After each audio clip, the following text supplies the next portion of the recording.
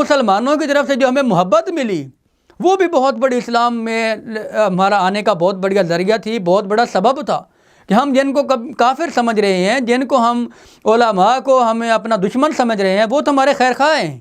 وہ تو ہمارے پیچھے اسلام کا پیغام لے کر چلتے ہیں، ہمیں جا کر ہمارے گھروں میں جا کر کہتے ہیں کہ تم اسلام قبول کرو، محمد صلی اللہ علیہ وسلم کے جھنڈے کے نیچے آ جاؤ، مرزا غلام قادیانی کو چھوڑ دو، تو وہ ہمارے دشمن نہیں، ہمارے خیر خواہ ہیں۔ تو جب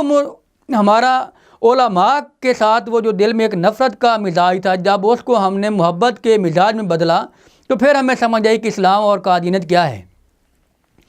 پھر اس کے بعد میں نے قادیان کا سفر کیا۔ اب یہ قادیان کا سفر میں نے کیوں کیا؟ قادیان کا سفر اس لیے میں نے کیا کہ ہمارے مسلمان مکہ اور مدینہ جاتے ہیں، اور مسلمان مکہ اور مدینہ میں جا کر یہ تصور ان کا مسلمانوں کے دل میں تڑپ ہوتی ہے کہ یار ہم وہاں پہ جائیں جہاں پہ ہمارے آقا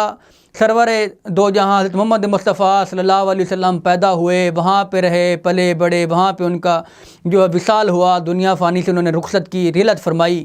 تو اسی طرح میرے دل میں بھی کہ میں بھی ایک نبی کو ماننے والا ہوں، اور سعودی عرب میں تو ہم نہیں جاتے، اور یہ بھی ایک بات ہے کہ قادیانی اصل میں سعودی عرب جانا بھی نہیں چاہتے، کیونکہ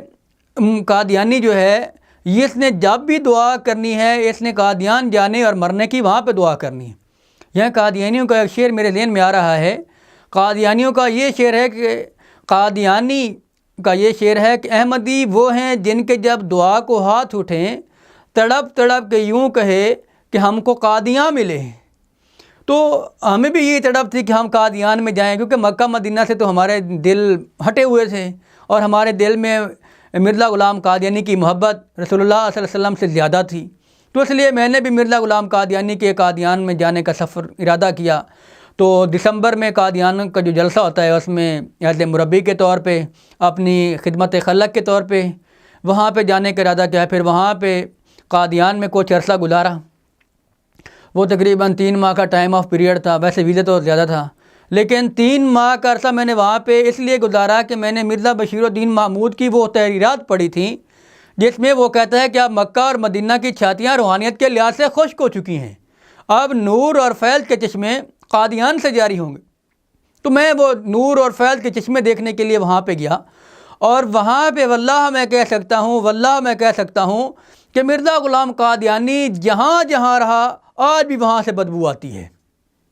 یہ میں اس وجہ سے بات نہیں کر رہا کہ میں نے قادیانیت کو چھوڑ دیا ہے، تو آج میں یہ تعصب کی وجہ سے بات کر رہا ہوں، یہ حقیقت بات ہے جس کو کوئی قادیانی بھی اگر اس کو حلفاً کہے تو وہ یہ حلفاً نہیں کہے گا کہ وہاں پہ ایسا نہیں ہے، بلکہ وہ ایسا ہے وہاں پہ۔